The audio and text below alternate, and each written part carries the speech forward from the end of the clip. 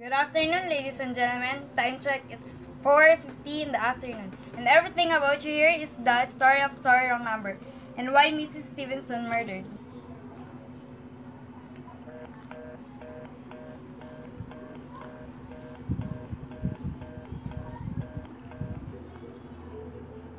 Oh dear. Your call, please. Operator, I've been trying to call Murray Hill 40098 for the last half hour and it's been busy. I don't see how it could be possibly be busy that long. Can you try that number for me, please?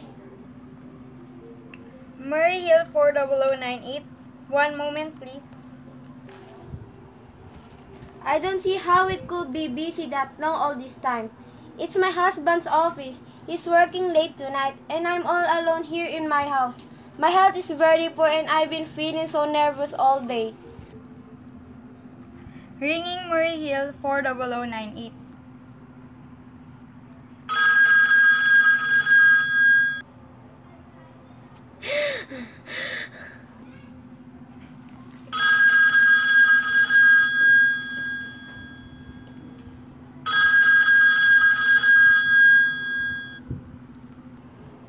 Hello? Hello? Hello? Is Mr. Stevenson there? Hello? Hello? Hello?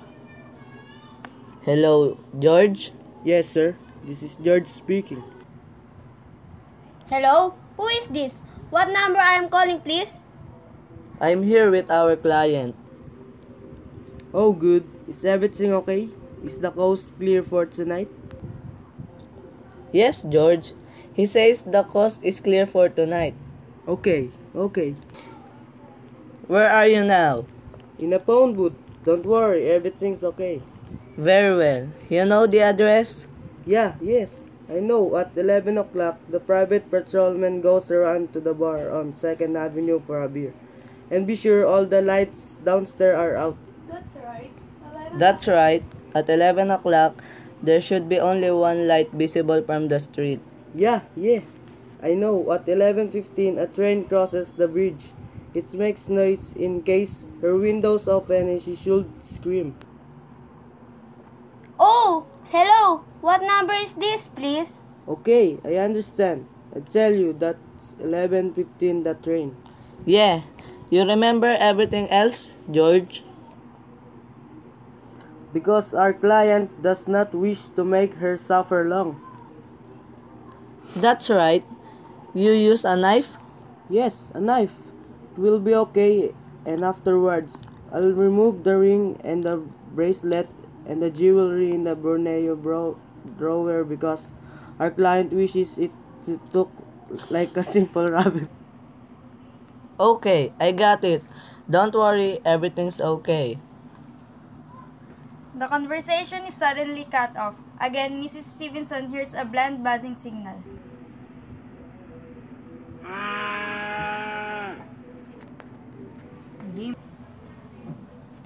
Don't change the channel. We will be right back after meanwhile. Bear Brand Jr. for 1 to 3 years old. Price starts at 90 pesos SRP. Per IACEO 51 CA number 17 series of 2016. The use of milk supplements must only be upon the advice of a health professional. Ang paggamit ng gatas na ito ay dapat sang-ayon sa payo ng doktor o health professional. Well, I supposed to be calling Murray Hill 40098, but it wasn't come. Wires must have got crossed. I was out into wrong number, and I just heard the most dreadful thing, something about a murder, and operator, you simply have to retrace that call at once. I beg your pardon, madam. I don't quite.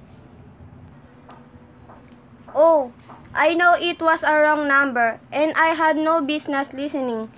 But these two men, they were cold-blooded fiends, and they are going to murder somebody. Some poor innocent woman has all alone in the house near the bridge. Poor innocent woman has all alone in the house near bridge. And I got to stop them. We just got go. Nabubulit talaga. What number were you calling, please? That doesn't matter. This was a wrong number and you dialed it for me. And we got to find out what it was immediately. What number were you calling? Oh, why you're so stupid? Do you mean to tell me that you can find out what the number was just now? I'll connect you with the chief operator. Oh, I think it's perfectly shameful. Now look, it was obviously a case of some little slip of the finger. I told you to try Murray Hill 40098 for me. You dialed it, but your finger must have slipped. And I was connected with some other phone, and I could hear them, but they couldn't hear me. Now I simply fail to see why you couldn't make that same mistake again. On purpose, why couldn't you try to dial Murray Hill 40098 in the same careless sort of way? Murray Hill 40098. I will try to get it for you, madam. Well, thank you.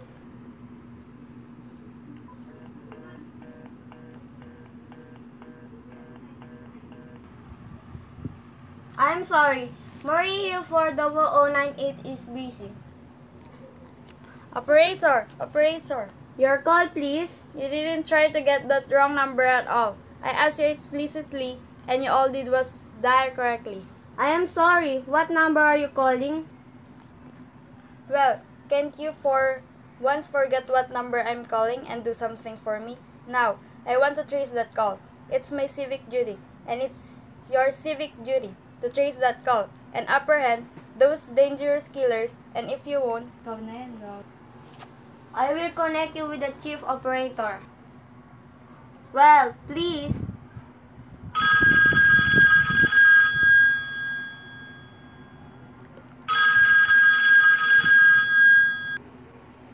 Oh dear. This is the chief operator. Oh, chief operator.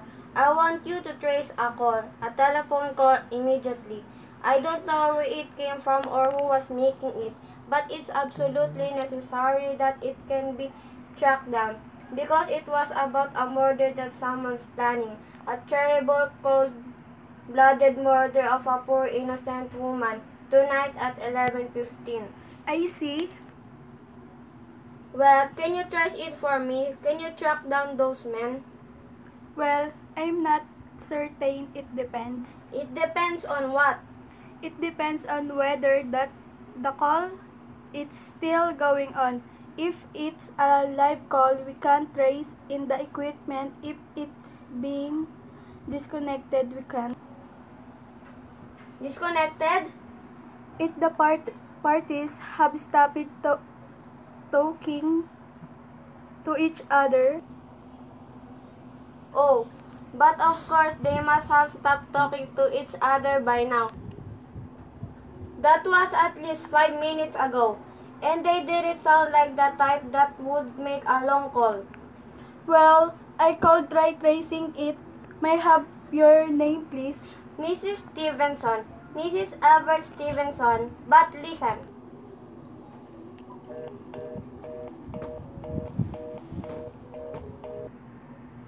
Ang burger ko, may sesame seeds sa bun. Wala yan sa burger ko. May lettuce, onions, pickles, tomatoes. Wala yan sa burger ko, 100% beef. Wala yan sa burger ko. Extra juicy kasi flame grill. Wala yan sa burger ko.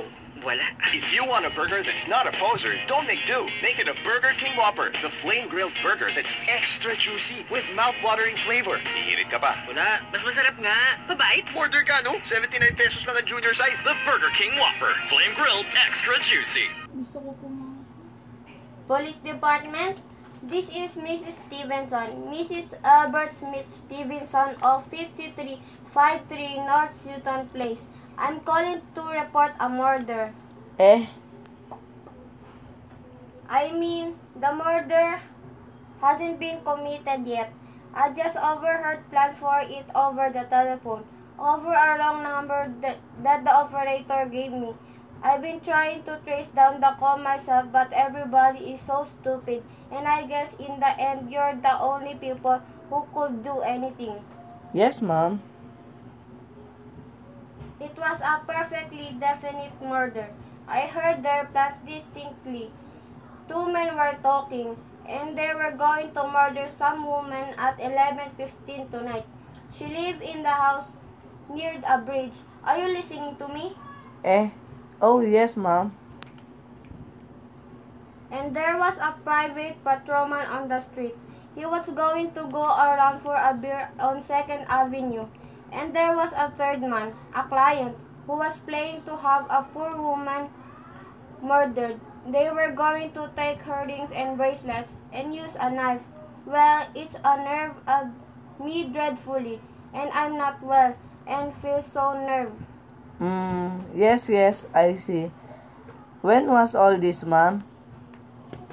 About 8 minutes ago. Then you can do something. Do you understand? What's your name, Mom? Mrs. Stevenson, Mrs. Albert Stevenson. And your address? 53 North Sutton Place. That's near a bridge. The Queensboro Bridge. You know, and we have a private patrolman on our street, a 2nd Avenue. And what number you were calling? Murray Hill 40098. But that wasn't the number I overheard. I mean, Murray Hill 488 is my husband's office.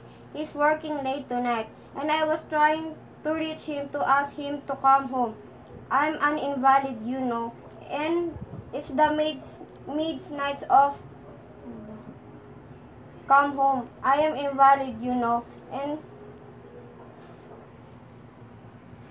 I hate to be alone even though he say, as long as I have the telephone here right beside my bed.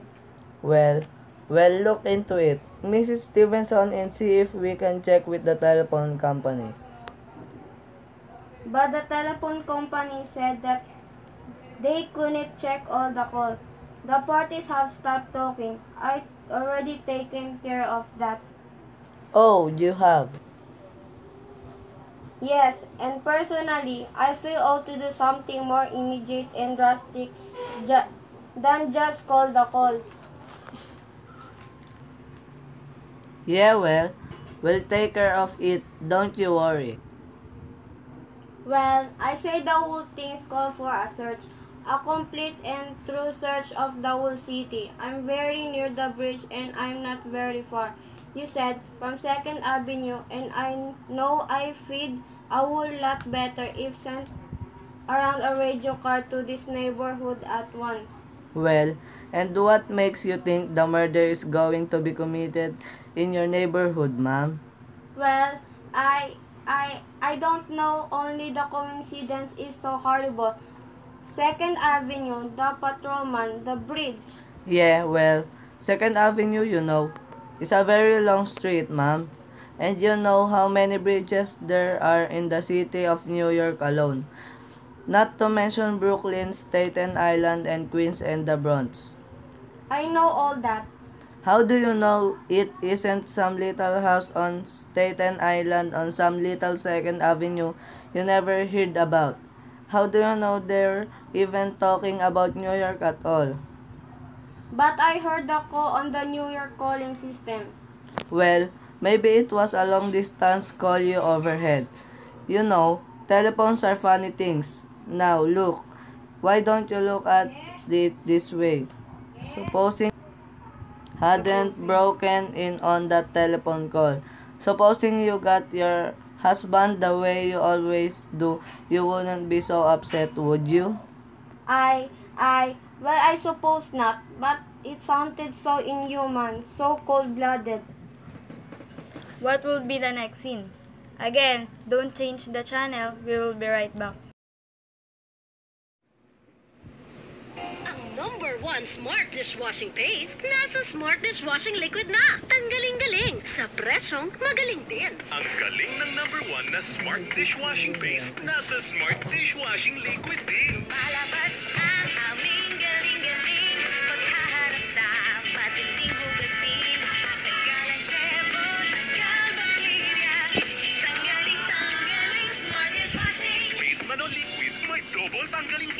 Tanggal-galing ang sebo. Tanggal-galing ang bakterya. Tanggaling, smart dishwashing. Smart dishwashing. Paste man o liquid. Tanggaling-galing sa presyong magaling din. Smart dishwashing. Gawa ng ACS Manufacturing Corporation. ISO certified. World-class quality. I want the telephone number of Hensley Hospital. Hensley Hospital? Do you have the street address? No, it's somewhere in the 70s.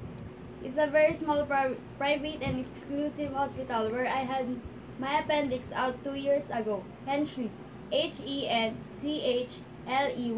1 moment, please. Please hurry. And please, what is the time? You may find out the time by dialing Meridian 71212. Oh, for heaven's sake. I've no time to be dialing. The number of Hensley Hospital is Butterfield 89970.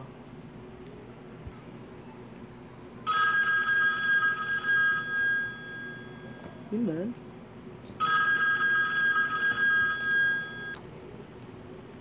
Is that Hensley Hospital? Hensley Hospital. Nurses Registry. Who is it that you want to speak to? I want the nurses registry at once. I want a trained nurse. I want to hire her immediately for the night. I see. What is the nature of case, madam? Nerves. I'm very nervous. I need soothing and companionship. You see, my husband is away and I'm... Have you been recommended to us by any doctor in particular, madam? No, but I really don't see why all this is necessary. I want a trained nurse. I was a patient in your hospital 2 years ago. And after all, I do expect to pay this person after attending me. We quite understand that, madam. But these are war times. You know, registered nurses are very scarce just now. And our superintendent has asked us to send people out only on cases where the physician in charge feels it absolutely necessary. Well, it is absolutely necessary. I'm a sick woman. I'm very upset. I'm alone in this house. And I'm an invalid, and tonight I overheard a telephone conversation that upset me dreadfully. A woman is going to be killed when a train crosses a bridge. In fact, if someone doesn't come at once, I'm afraid I'll go out of my mind. Well, I'll speak to Miss Phillips as soon as she comes in. And what is your name, madam? Miss Phillips, when do you expect her to come in? I really couldn't say. She went out to supper at 11 o'clock. 11 o'clock? But it's not 11 yet. Oh, my clock has stopped. I thought it was running down. What time is it? Just 15 minutes past 11.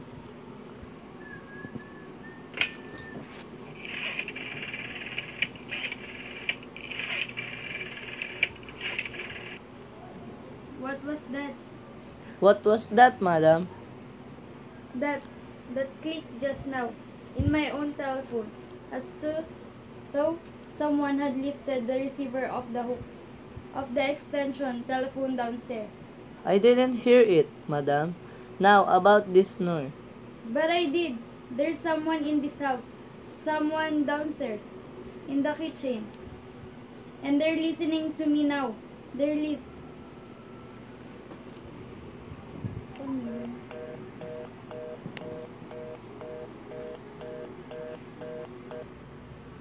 Shield Bath Soap. Galit sa sakit, may malasakit, kaya naman recommended ng Philippine Nurses Association. Bula la la la la.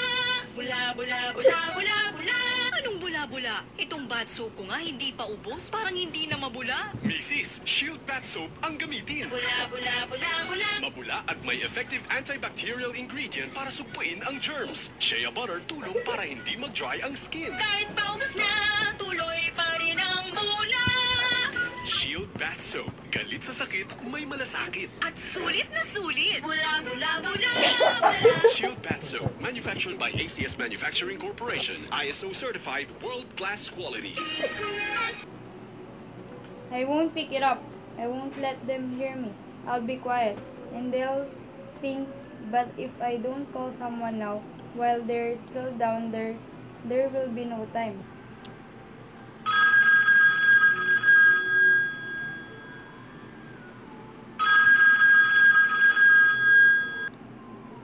Your call, please. Operator, I'm in desperate trouble. I'm, s- I'm sorry. I cannot hear you. Please speak louder. I don't dare speak louder. There's someone listening. Can you hear me now? I'm sorry. But you've got to hear me. Please, you've got to help me. There's someone in this house. Someone who's going to murder me. And you've got to get in touch with me.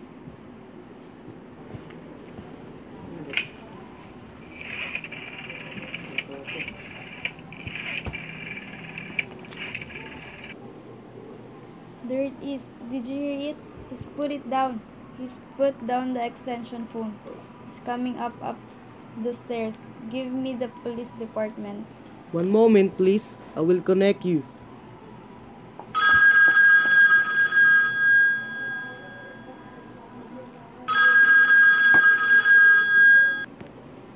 Okay, hurry, I can hear him. Oh no, please, oh God, hurry.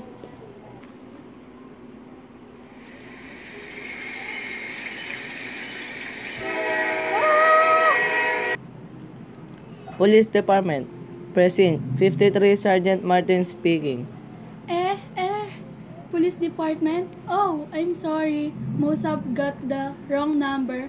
Don't worry, everything's okay.